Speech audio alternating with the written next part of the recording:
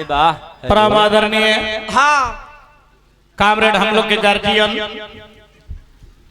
रामचंद्र विधायक जी की ओर से पूर्व विधायक जय हो। बहुत रुपए के आशीर्वाद गोड़ लगत नहीं आशीर्वाद की प्रतीक्षा रखले वाली हाँ हो गया।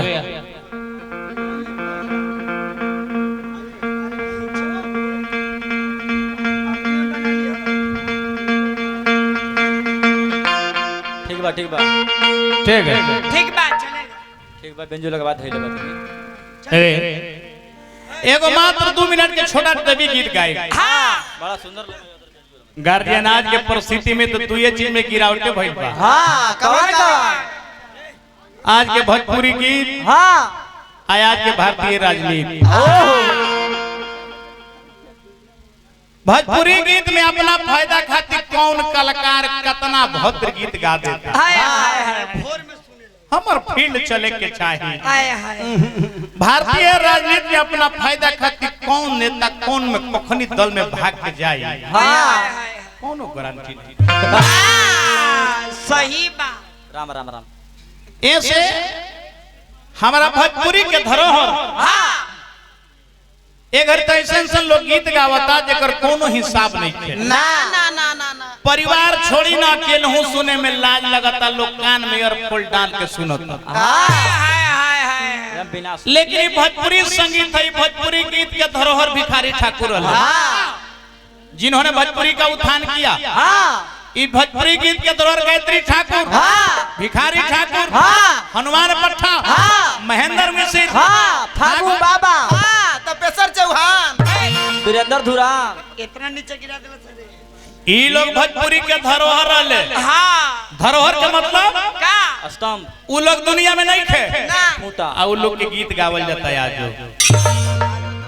आज ऐसा जिंदगी के बाद जीना ही जिंदगी का नाम है। हाय जिंदगी के बाद जीना ही जिंदगी का नाम है। हाय ये जिंदगी क्या खाक है जिसका मौत ही परिणाम है। तो लोग जिंदगी के बाद जी रहे। गांधी जी जिंदगी के बाद जियता नहीं। हाँ चंद्रशेखर आजाद जिंदगी के बाद जियता नहीं। हाँ वीर भगत सिंह जिंदगी के बाद जियता नहीं। हाँ तो जिंदगी के बाद जीना ही जिंदगी का नाम है। न तो मरे के तो सबके बढ़ लेगा। तो हमारा भिखारी ठाकुर भोजपुरी में ऐसे गीत लोग गावल अनपढ़ लोग। हाँ जी श्याम बाबू जगदेव बाबू सही कहनी। राधे यादव परमादरणीय बड़े भैया हमारा कंचनपुर पंचायत के मान्य मुखिया 1000 रुपए का पुरस्कार हार्दिक प्रणाम। तो धरोहर में अनपढ़ लोग भी गावल गीत तो हुआ निमन लगता। हाँ अनपढ़ लोग गीत गावल बाप रे बाप पुराना अब डिको पेंट चले लगल। पहले पत्थर पर मुर्दा शंख लगा के मुंह पेंट कर कर के लोग अरे हाय हाय 6 फीट के ढेला खेती में लोग गावत रहे। हाँ 6 फुट के लवंडा राधे बाबू वो लोग घुंघरू बांध के ढेला खेती में कैसे गावे।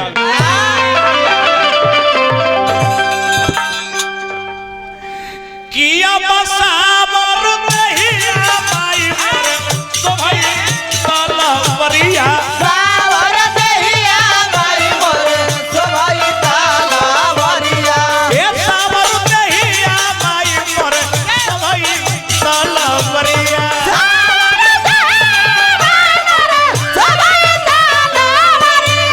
ए माई तो भाई तलवरिया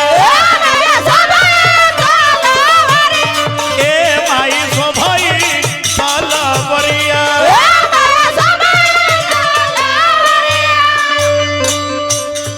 एक गलवा में शोभई नमाई हो माई हो गलवा में शोभई नमाई हो मुड़िया के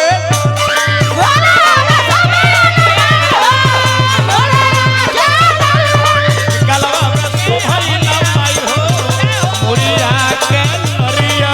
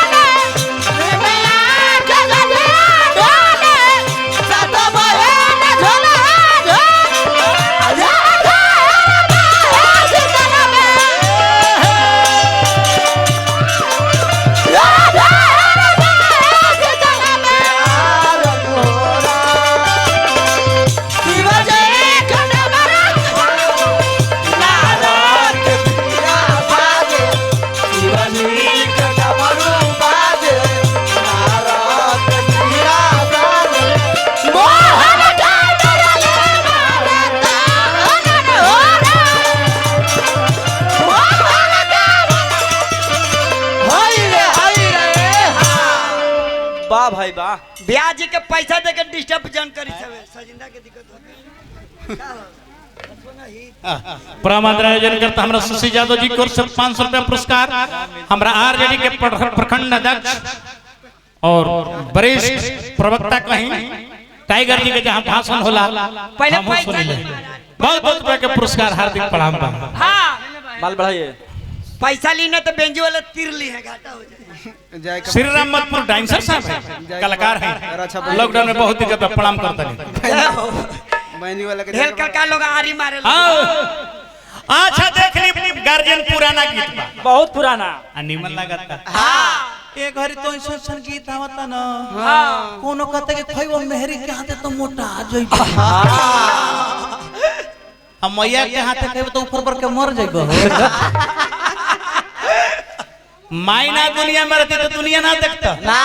अरे माई वो ममता के गाछ जे सागर से भी गहरा माई के ममता होले। हां माता पिता से बढ़ के दुनिया में कोई देवी देवता नहीं, के पूजा करना है तो माता पिता के करो। हां माता पिता से बढ़ के दुनिया में कोई देवी देवता नहीं।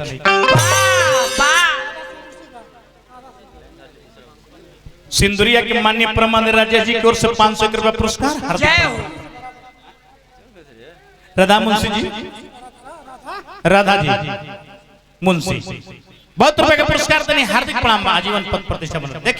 हां ये पुराने चीज बा। हां अन्ना का निमन लगते नहीं। ना पहले में घरी में ढेर अंतर हो गई बा। हां आज भी हमारा भारत के पुराना संस्कृति गांव में बसती है। हां आज भी कह देखिए तो लॉकडाउन में सावन के महीना में बैठ के देखता नहीं कहीं कोई डरे प्रोग्रामों करावता ना विधायक जी कहीं नहीं जो करावा ना ये तरह सबके गार्जियन के देन बा कि हमनी आके अंधड़कले खड़ा हो जाता नहीं। हां ये लक्ष्मण भैया के देन है कि अंधड़कले खड़ा तो डरे कोई जाता प्रोग्राम गावे। ना ना ना भाई बाबा जी 3 हाली हमरा भी फोन कर लेके आई कि नाक में के हमरा के धल हल होई। हाय हाय हाय आई कि ना दांत में दर्द भइल बा। भाई पुराना संस्कृति बा, हमर पुराना संस्कृति जे बैठ के लोग ऐसनो उपस्थिति में देखता। हां आज भी हमरा गांव में पुराना संस्कृति में निमन है। हां आज भी हमरा गांव के बेटी बहन के विदाई होली हां तब फाट फाट के रोवे नहीं, सब फाट फाट के।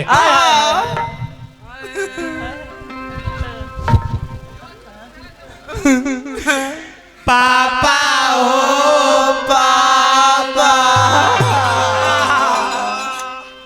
बरियारी लोग गाड़ी में ढुका देला अन्हारे पर की जा या अब फिर बेचारी बाबूजी के देखले से तो नाड़ आला दौड़ जाली सब गेट खोल के। भैया भैया प्रमोद भैया आज यहाँ रक्षाबंधन के दिन शहर में जाके देखाई, हां महानगर में हां रोवतारी सब ना नाव का पश्चिमी सप्ताह भी हो गई। हां अब तो मेकअप लगैले रहदर से के रोवला से मेकअपवे धोआ जाए।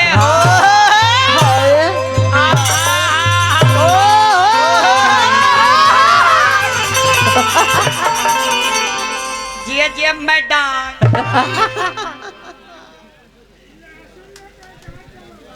बड़ी खुद के माननीय मुखिया जी लक्ष्मण जी की ओर से बहुत बहुत रुपए के पुरस्कार, हार्दिक नमस्कार। अरे ज्यादा रे दादा अब कोनो करता ना कि रोला से मेकअप वे धोआ जाए। हां ये सब हमरा कहे के भावा गई कि कहे सुदर्शन माई मोरे निपट हो जनरिया।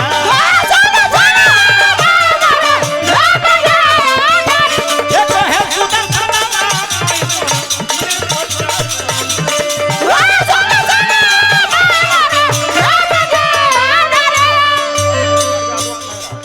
प्रणाम अमरेंद्र यादव खैरा की ओर से मुना यादव मोर प्रसार रोहतास के बाद हमसे बहुत बहुत पुरस्कार, हार्दिक नमस्कार। ए माई पट नरिया ए माई पट नरिया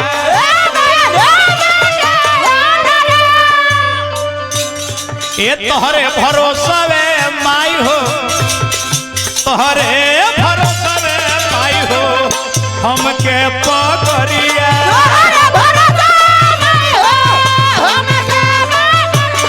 तोहरे भरोसा वे माई हो हमके पकड़िया।